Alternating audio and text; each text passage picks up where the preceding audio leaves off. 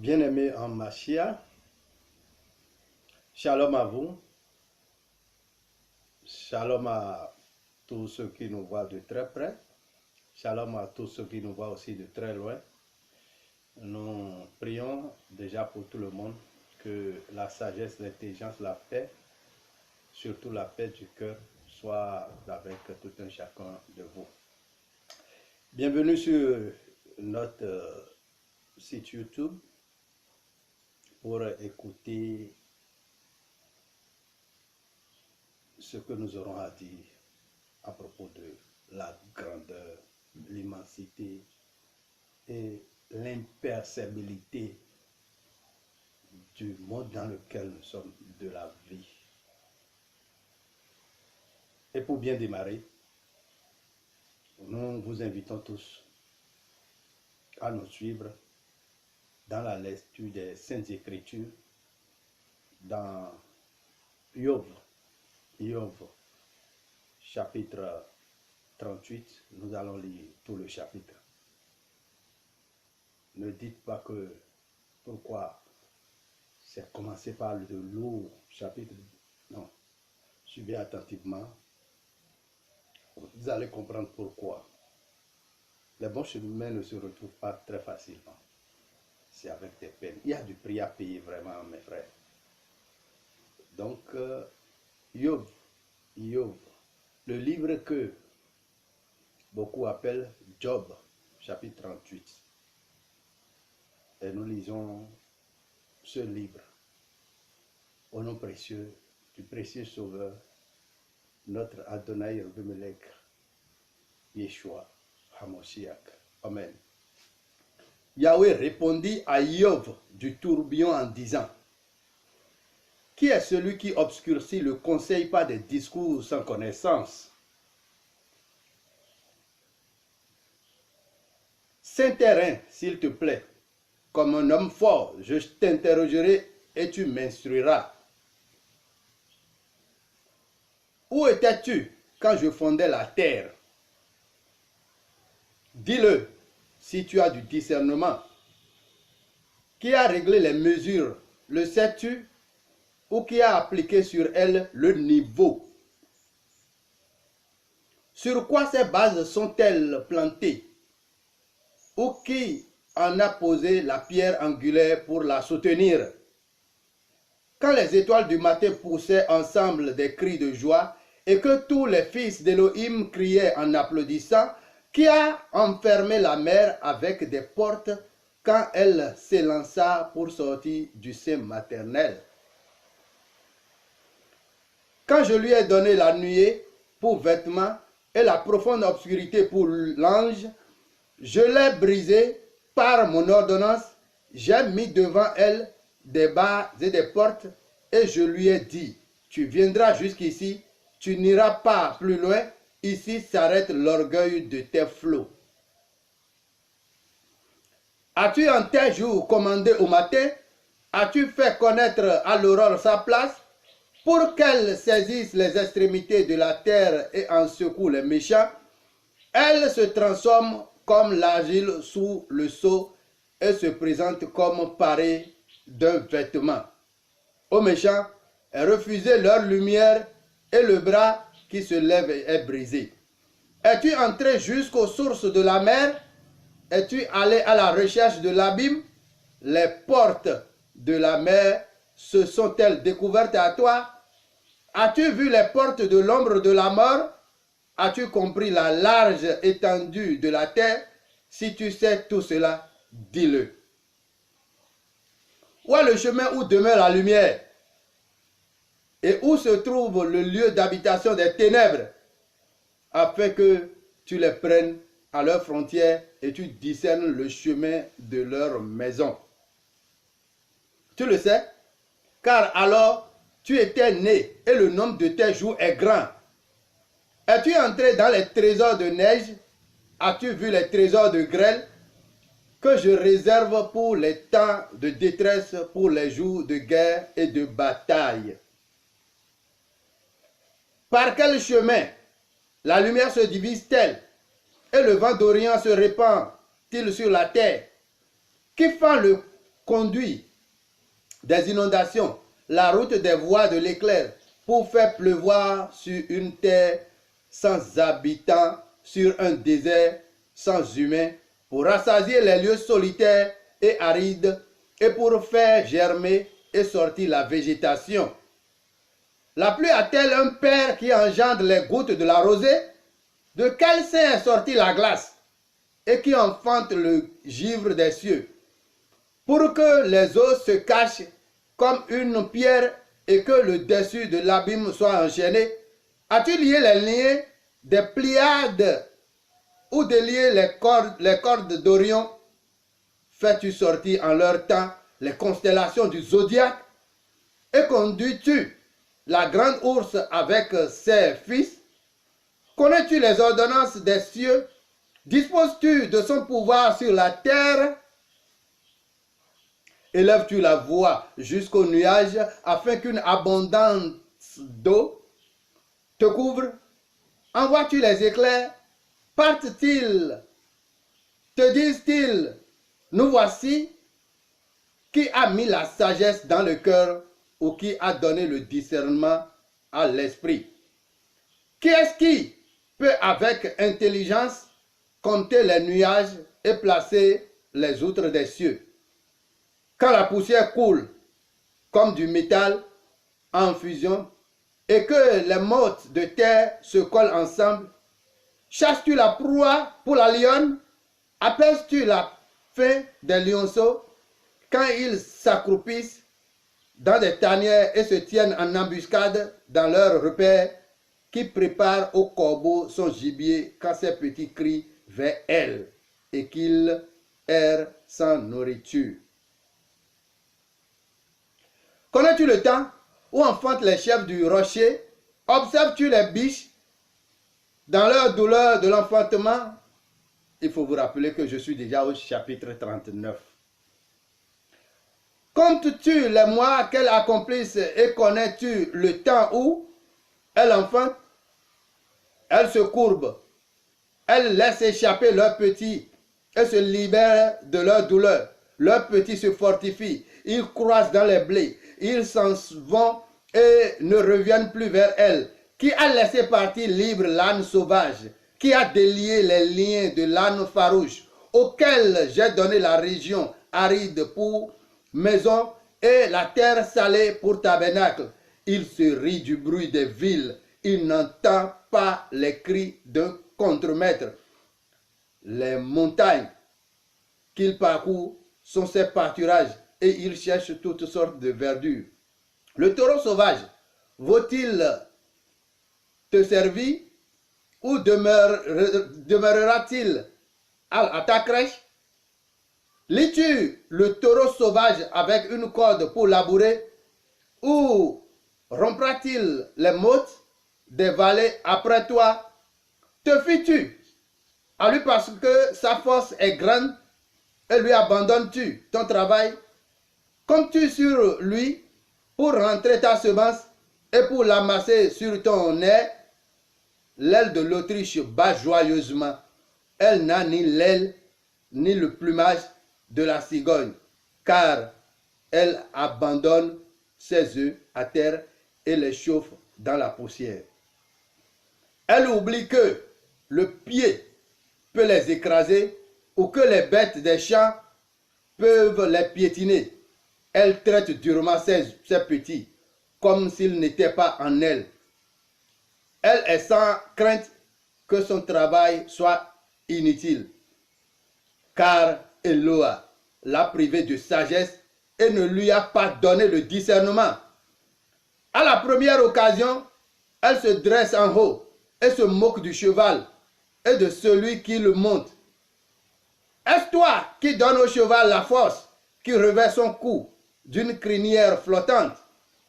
Fais-tu bondir le cheval comme la sauterelle?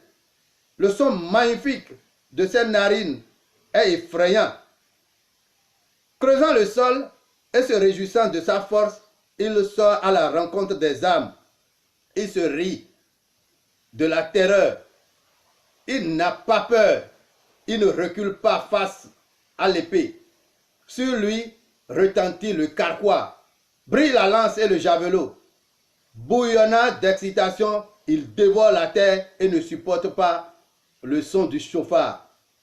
Au son bruyant du chauffard, il dit, en avant, il flaire de loin la bataille, le tonnerre des capitaines et l'alarme de guerre. Est-ce par ton discernement que l'épervier prend son vol et qu'il étend ses ailes vers le Théman? Est-ce par ton commandement que l'aigle s'élève et qu'il place son nid sur les hauteurs? C'est dans les rochers qu'il habite et passe les nuits. C'est sur une dent de rocher qu'il a sa forteresse. De là, il découvre le gibier. Ses yeux voient de loin. Ses petits sucent le sang. Et là où sont les tués, il est là. Mon frère, je continue la lecture dans le chapitre 40. Sois patient. Yahweh répondit à Job en disant, celui qui conteste avec Shaddai, lui apprend-il quelque chose? Que celui qui discute avec Eloah réponde à ceci. Job répondit en disant, voici, je suis insignifiant. Que répondrai-je? Je mets ma main sur ma bouche. J'ai parlé une fois, mais je ne répondais plus. J'ai même parlé 2 fois et je n'ajouterai plus rien. Yahweh répondit à Job du tourbillon en disant, Saint-Terrain, s'il te plaît, comme un homme fort, je t'interrogerai et tu m'instruiras. Anéantis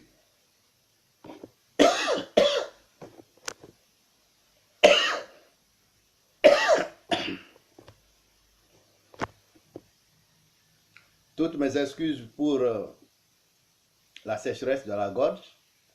Je continue au verset 8. Anéantiras-tu mon jugement?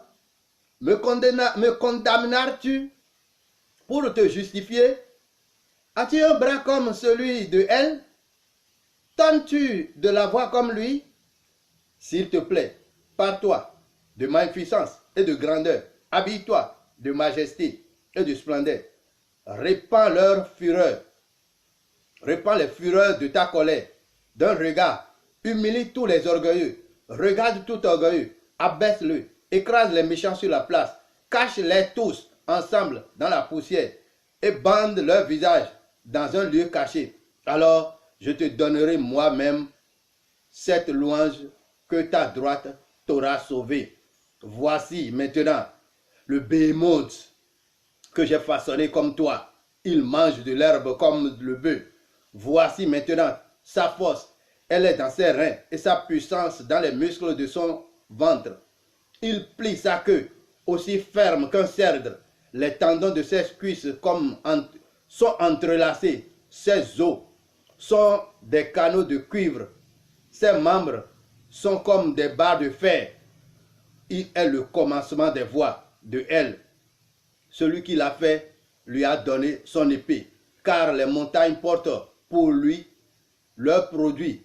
Là où se jouent toutes les bêtes des champs, il se couche sous les lotus, cachés dans les roseaux et les marécages. Le lotus le couvre de leur ombre, les sols du torrent l'enveloppent. Si un fleuve déborde avec violence, il ne s'enfuit pas. Si le Ardin se précipite dans sa gueule, il reste calme. Il l'engloutit de ses yeux et son nez perce les pièges qu'il rencontre. Attireras-tu le Léviathan à la maison? Saisiras-tu sa langue avec une corde? Mettras-tu un jonc dans ses narines? Lui perceras-tu la mâchoire avec un crochet? Accumulera-t-il les supplications? Te parlera-t-il d'une voix douce? Fera-t-il une alliance avec toi? Le prendras-tu pour esclave pour toujours? Joueras-tu avec lui comme avec un oiseau? L'attacheras-tu des jeunes filles? Pour des jeunes filles, des associés le marchand-il? Le partage-t-il entre les marchands? rempliras-tu ta peau de dard ou sa tête de harpon à poisson? Mets ta paume sur lui. Tu te souviendras de cette guerre et tu ne recommenceras plus. Nous allons enfin lire la réponse du Job en deuxième position et faire notre petit commentaire pour vous donner l'introduction de notre site YouTube. Page 41. Chapitre 41. Voici, on est trompé dans son expérience. Même à sa vue, n'est-on pas jeté à terre? Nul n'est assez cruel pour le réveiller. Qui donc se présenterait en face de moi? Qui m'a donné le premier? Je lui rendrai tout ce qui est sous les cieux est à moi. Celui-là, je ferai taire son vain discours, la force de sa parole et sa beauté estimée. Qui a ouvert les faces de son vêtement? Qui a atteint sa double mâchoire? Qui a ouvert les portes de ses faces autour de ses dents? C'est la terreur, son orgueil, des canaux de bouclier fermés et serrés avec un sceau. L'un se rapproche de l'autre et le vent n'entre pas entre eux. Ils sont collés, l'homme à son frère. Ils se sont saisis, ils se saisissent et ne se séparent pas. Ses éternuements font briller la lumière et ses yeux sont comme les paupières de l'aube du jour. Des torches sortent de la bouche, des étincelles de feu s'en échappent. Une fumée sort de ses narines comme d'un pot bouillant ou d'une chaudière. Son âme allumerait des charbons. Une flamme sort de sa bouche. La force est dans son cou. Devant lui bondit la terreur. Les éléments de sa chair sont joints ensemble, fermement établis et ne chancellent pas. Son cœur est dur comme une pierre, même comme une pièce de la meule inférieure. Quand il se lève, les forts ont peur. Il tombe avec fracas et manque le but. L'épée l'atteint sans se fixer. Ni la lance, ni le dard, ni la cuirasse. Il considère le fer comme de la paille, le cuivre comme du bois pourri. La flèche ne le fera pas fuir. Les pieds d'une fronde sont pour lui comme de chaume.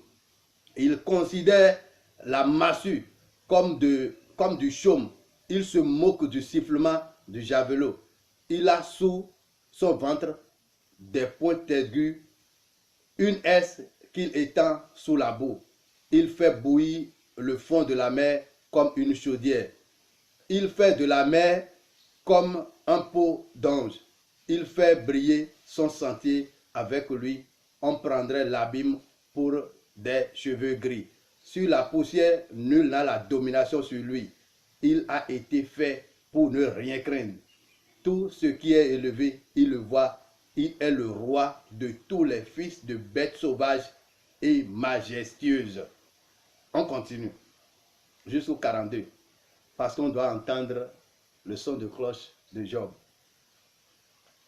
Job répondit à Yahweh et dit, je sais que tu peux tout et qu'aucun dessein n'est inaccessible pour toi. Quel est celui qui, sans connaissance, dissimule le conseil? J'ai donc parlé et sans comprendre de choses trop merveilleuses pour moi que je ne connaissais pas. Écoute, s'il te plaît, et moi je parlerai et je t'interrogerai et toi, instruis-moi. J'avais de mes oreilles entendu parler de toi, mais maintenant mon œil t'a vu. C'est pourquoi je me méprise et je me répands sur la poussière et sur la cendre. Bien-aimés frères en Machia, j'ai pris une vingtaine de minutes pour lire 4 chapitres de Job. Je vais vous donner un bref aperçu de ces chapitres, de tout le chapitre de Job, pour nous amener à l'humilité dans notre exercice à écouter ces audios, à visualiser ces vidéos sur notre page YouTube, Yeshiziel de Papaya et de Yeshua Moshiach. Pour la plupart, nous connaissons un peu bien, comme de façon erronée, le communément appelé Job, que les Israélites appellent Yov. Et comme nous le disons si souvent, Job n'a pas péché, mais il est tombé dans la tentation et il faut supporter. Il y a beaucoup de commentaires, beaucoup d'études, beaucoup d'enseignements que nous faisons à tort et à travers sur cet grand personnage de la Bible ou des Saintes Écritures. Je vais vous dire simplement, pour ma petite connaissance de l'histoire, Job était intègre. Fils de Yah, notre papa. Yah a voulu montrer à Satan qu'il peut tout et qu'il fait tout en même temps et dans le temps. Mais dans le même temps, il veut montrer à Job que l'intégrité de l'homme, la sagesse de l'homme, la vie de l'homme, si ce n'est pas lui, Papa Yah, qui en décide, il n'y a rien que l'homme puisse faire sur la terre pour être sauvé. Job se confiait à son intégrité, à sa voix, à ses sacrifices réglementaires, par Yah même, pour être sauvé, pour être bien. Et il était sur le qui-vive, même concernant ses enfants. Il faisait tout pour plaire à Yah. Parce qu'il n'acceptera pas que quelqu'un vienne lui dire qu'il n'est pas fils de Yah et qu'il ne va pas au ciel. Il est bon surtout. Mais il doit avoir une méconnaissance dans son cœur qu'aucun homme de cette terre ne peut connaître. Je dis une méconnaissance dans son cœur qu'aucun homme de cette terre ne peut connaître. Même Salomon ne peut pas connaître. Même Salomon, le plus sage du monde, ne peut pas connaître. C'est seulement le fils bien-aimé de Papa Yah qui peut connaître ça. On voulait montrer à Job la justice sans les œuvres. La justice sans les œuvres. Aujourd'hui, il y a la justice de la loi, il y a la justice sans les œuvres. L'un ne va pas sans l'autre. Je vais vous dire que, contrairement à ce que dit le christianisme,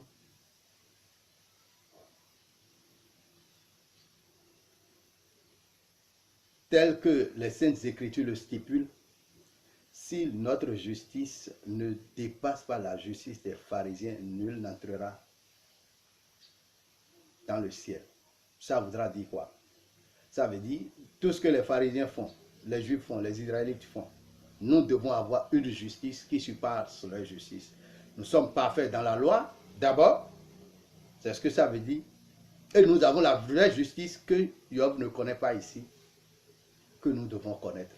La justice sans les œuvres. L'omnipotent, l'omniscient, l'omniprésent, il a une justice sans les œuvres qu'il doit nous donner. Que, comme Romains chapitre 10 le dit, méconnaissant la justice d'Élohim, ils se sont forgés leur propre justice. Nous devons connaître cette justice. C'est ça simplement que Job ne connaissait pas. Il était bien. Il ne pêche pas. Il ne se querelle pas. Il n'a aucun souci. Mais il ne connaît pas la justice sans les œuvres. Mon frère et ma soeur en Mashiach.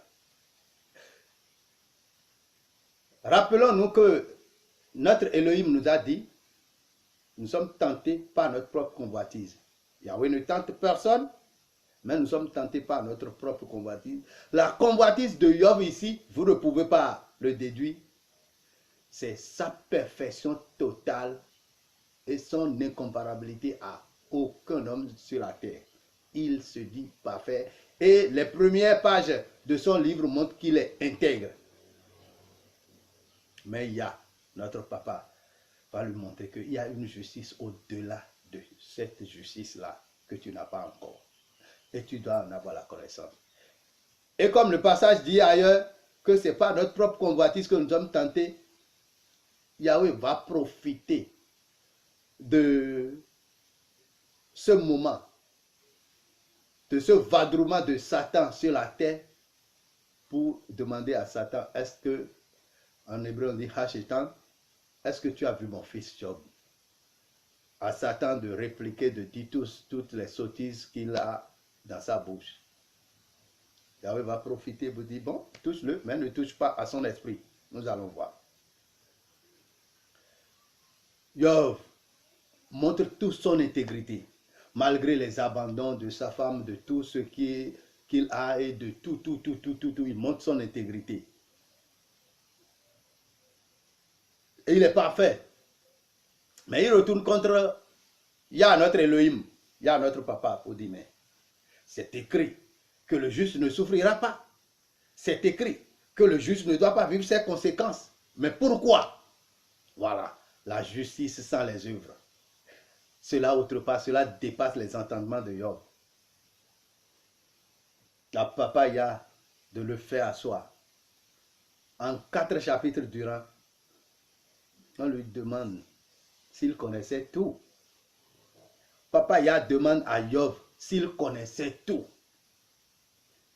Ah, quelle grande leçon d'humilité. Si nous avons lu ces 3 chapitres ou ces 4 chapitres pour faire introduction à notre page YouTube, c'est que nous voulons appeler tout le monde à l'humilité. Et les commentaires que vous allez nous laisser sur notre page, les verbes que vous allez laisser, vos mots puissent ressortir votre humilité, notre humilité. Nous ne connaissons du tout pas.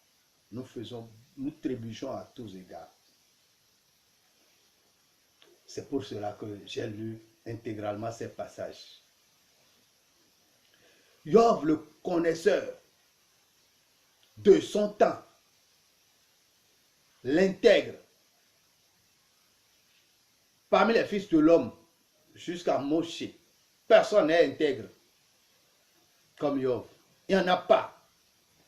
Malgré les qualités de Moshe, communément appelé Moïse, toutes les appréciations, toutes les décorations, tous les éloges que Papa Yah lui a fait, Job est mis à part.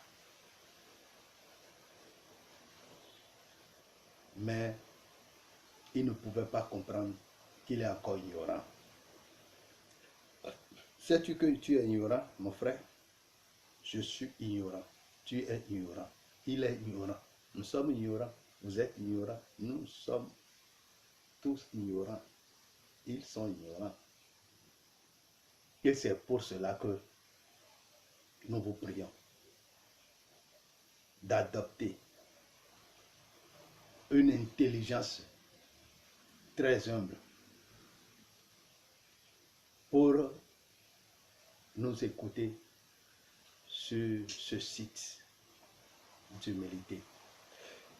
Alors nous allons profiter de ces passages pour vous dire que l'humanité entière, la vie, le monde, le cosmos est comparable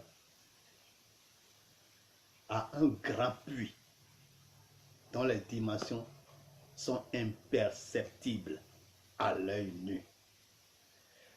Permettez-moi de faire cette tautologie. Les dimensions, je dis le monde, la vie, l'humanité, la terre, le ciel, ce cosmos est comparable à un grand puits dont les dimensions sont imperceptibles à l'œil nu. Et toi, moi, lui, nous sommes comme un petit grain de maïs jeté dans ce puits. Ce puits par endroit ayant de l'eau suspendue à ce que nous ne savons pas. Le grain de maïs jeté dans ce puits traverse les eaux, va voir des espaces vides en plein air, traverse encore d'autres formes d'eau et nous sommes perdus complètement, jetés, et c'est un peu comme ça notre vie. Mais le challenge ici, c'est que toi, tu dois tout faire pour sortir de ce puits et venir à la surface avant d'être sauvé. Comment tu t'y prendrais, mon frère et ma soeur, ma chère? Imagine, représente-toi un grand puits dont les dimensions sont imperceptibles. Toi, tu es comme un grain de maïs jeté dans le puits. Le puits a une profondeur imperceptible. Par endroits, il y a de l'eau. Après l'eau, il y a des espaces vides. Il y a de l'air. Et c'est plusieurs fois répété. Tu t'imagines? Tu peux t'en sortir? Celui qui t'a jeté est l'ennemi de ta vie. Celui qui t'a jeté en tant que grain de maïs est l'ennemi de ta vie. Il était hors de ce puits. Mais pour son égoïsme, a été précipité dans ce puits. Et il dit, moi-même, je précipite tous ceux qui devraient régner et devaient me dominer, je les précipite dans le puits. Et il t'a précipité. Et en te précipitant, il a mis les garde-fous. Par endroit, il met les mercenaires. Par endroit, il met ses amis. Par endroit, il met de faux gens, de faux accompagnateurs, c'est-à-dire des gens qui seront en train de dire qu'ils cherchent ton bien, alors que dans le fond, dans leur cœur, ils sont en train de chercher ton mal. Ils mettent tous ces gens sur ta voie. Des gens se viennent. Ils te tendent la main. Ils t'accompagnent. Ils vont t'accoster quelque part où eux-mêmes ne maîtrisent pas. Quelqu'un d'autre te prend. Il te conduit jusqu'à un niveau. Il t'abandonne. L'autre te prend. Ainsi de suite. Tu traverses des eaux. Tu es en train de monter. Des fois, tu montes, tu redescends. Des fois, c'est périphérie. Voilà ce que c'est que la vie. Et c'est dans ça que tu vis. C'est dans ça, moi, je vis. Mais, fortuitement, grande est la compassion de celui qui t'a créé, celui qui a fait la nature du grain de maïs que tu es. Te regardant, lui veut que tu sortes de ce puits et que tu vois les merveilles de la surface du début de ce puits, du début de ce puits. Tu ne le connais pas. Et pour te sauver, il envoie quelqu'un pour aller jusque dans la profondeur inaccessible de ce puits pour aller te chercher. Donc la première des choses, là où tu es là, quelle que soit ton intelligence, comme nous l'avons lu en Job, tu ne peux pas connaître celui qui a envoyé quelqu'un de te sauver. Tu ne peux que connaître d'abord celui qui est en train de te sauver. Tu ne peux que connaître celui qu'on a envoyé pour te sauver de ce puits dont les dimensions sont imperceptibles. Tu ne peux que le connaître parce que tu as déjà. Et si tu ne sais pas faire, tu vas même le rejeter parce que tu as eu la malchance d'avoir des mercenaires, de faux hommes qui voulaient t'aider, de faux, des loups, des rapaces. Tu as eu tout le temps de ta vie, là où tu es comme quelqu'un qui dépérit, tu as eu le temps de ta vie, la malchance de rencontrer les faux, toutes sortes de méchancetés des hommes, des anges, des esprits. et tu ne fais plus confiance à personne. Et celui qui a été envoyé pour toi, pour te sauver de ce grand puits est venu. Par quelle intelligence tu vas pouvoir comprendre que c'est lui? Ou bien ce n'est pas encore un faux qui est venu t'arracher, ce n'est pas encore un faux qui est venu t'engouffrer, qui est venu te rabaisser encore plus. Alors que toi-même, tu as déjà fait l'effort de venir à une certaine hauteur déjà. Tu as déjà fait peut-être 10 km de ce milliard de kilomètres qui t'attend encore.